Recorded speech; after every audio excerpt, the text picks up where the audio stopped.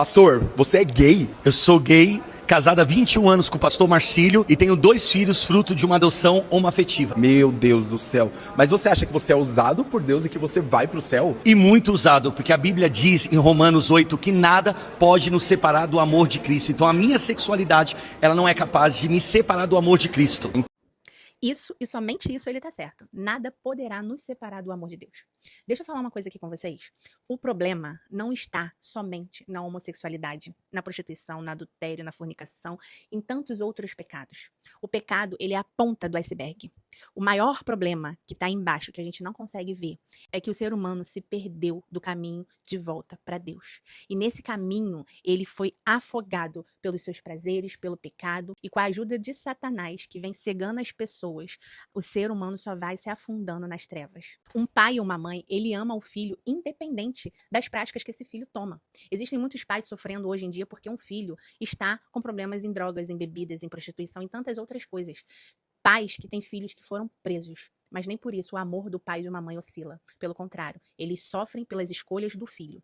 E de igual modo somos nós quando escolhemos o pecado. Então o Senhor nos ama, não há nada que vá nos separar do amor de Deus, inclusive o pecado. Porém, Deus quer que nós sejamos transformados, porque o pecado só nos faz mal. Segundo a palavra de Deus, a consequência do pecado é a morte. Nós fomos criados por Deus para desfrutar toda uma criação divina. Nós não combinamos com o pecado. O pecado só nos traz destruição.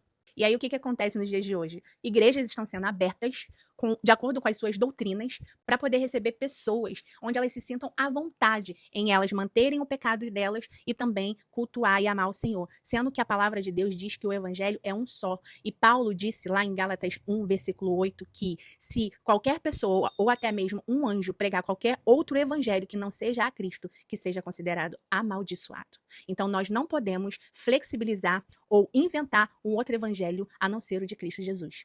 Eu quero combater a fala desse pastor com um versículo que também está lá em Romanos, da onde ele tirou esse versículo aí, dizendo que nada nos separará do amor de Deus. Lá em Romanos 12, versículo 2 diz que: "E não sejais conformado com este mundo, mas sede transformados pela renovação do vosso entendimento, para que experimenteis qual seja a boa, perfeita e agradável vontade de Deus."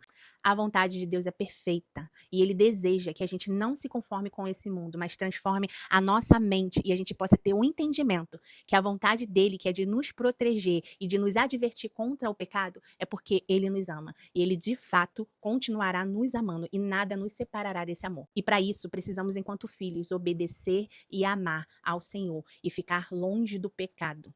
Porque quanto mais longe do pecado, mais